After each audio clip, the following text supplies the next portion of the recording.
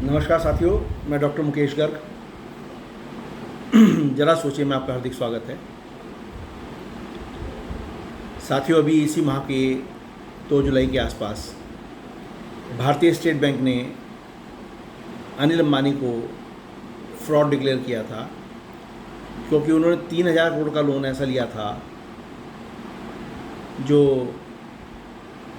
Fraud के द्वारा लिया गया था, जाली कागजातों के आधार पर लिया गया था, और उसको जो है चुकता भी नहीं किया गया। इसलिए स्टेट बैंक ऑफ इंडिया जैसे शक्तिशाली और नामचीन बैंक ने अनिल अंबानी के ऊपर ये आरोप लगाया कि बैंक ने अनिल अंबानी ने फ्रॉड किया है, अनिल अंबानी फ्रॉड है। अब उसी घटनाक्रम में आगे कल अनिल अंबानी के लगभग 50 ठिकानों पर और 35 शेल कंपनियों पर छापे मारे गए। 25 अधिकारी उनके जो है हिरासत में लिए गए और यस बैंक का जो फाइनेंस गया हुआ था उसके सारे सूत्र जुटाने का प्रयास किया गया कि कौन सा पैसा कहाँ जो है फिल्टर किया गया। इसी वजह से वो मनी लॉन्ड्रिंग के प्रीव्यू में आया और इसी वजह से ईडी ने उस पर छापे मारे। प्रधानमंत्री मोदी जो लगातार कह रहे हैं कि मैं करप्शन पे जो है किसी भी तरीके से कॉम्प्रोमाइज़ नहीं करूँगा, वो उन्होंने अनिल अंबानी जैसे उद्योगपति पे भी दिखा दिया कि वो किसी भी तरीके से कोई कॉम्प्रोमाइज़ करने को तैयार नहीं है। और जो भारत का विपक्ष, जिसमें खासकर कांग्रेस पार्टी चिल्ला कर अडानी और अंबानी का जिक्र प्रधानमंत्री मोदी के साथ संबंधों को लेकर करते रहे हैं, उनके ऊपर जो है उनके मुंह पर ताले लग गए इस घटना के बाद। क्योंकि जिस तरीके से अंबानी के ऊपर छापे मारे गए और प्रधानमंत्री मोदी ने सख्त कार्रवाई की है, उससे कहीं नहीं लगता कि अनिल अंबानी इस स्कैंडल से बच पाएंगे। हालांकि अनिल अंबानी ग्रुप का कहना यही है कि अनिल अंबानी इसमें कहीं भी कल्प्रिट नहीं है और जिन कंपनियों को छापे मारे गए उनमें वो अनिल अंबानी डायरेक्टर भी नहीं थे। लेकिन कंपनियां तो उनके ग्रुप की ही थी ना। वो कुल मिलाकर जो भी कुछ होना है उसका सारा दारोमदार अनिल अंबानी के ऊपर ही आता है।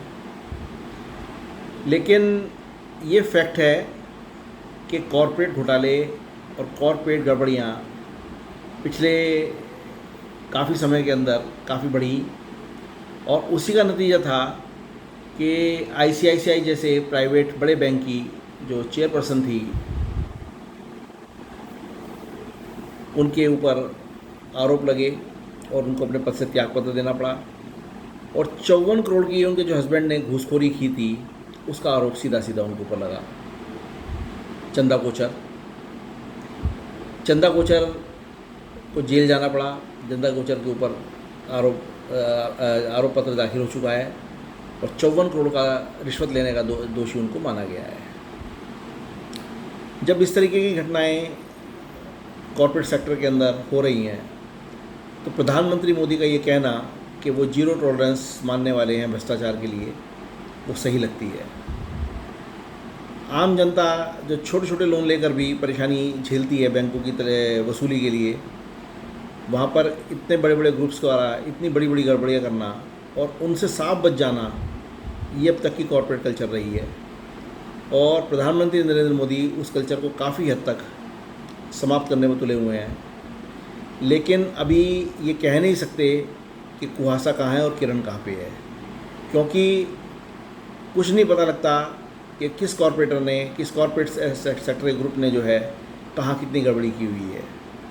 लेकिन फिर भी ओवरऑल भारत का जो इंडस्ट्रियल सिनेरियो है वो बदला है, ग्रोथ की ओर जा रहा है और हमारी जो इकोनॉमी है देश की, जीडीपी जो है वो $4.13 ट्रिलियन के आसपास पहुंच चुकी है और $5 ट्रिलियन की इकोनॉमी बनने में कुछ ही समय उसका बाकी रह रहा है।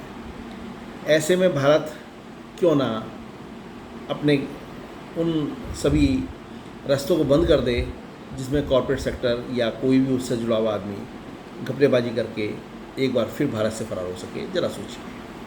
साथियों, यदि मेरे विचार आपको उचित लगें तो कृपया मेरे चैनल को लाइक कीजिए, शेयर कीजिए और सब्सक्राइब कीजिए। धन्यवाद।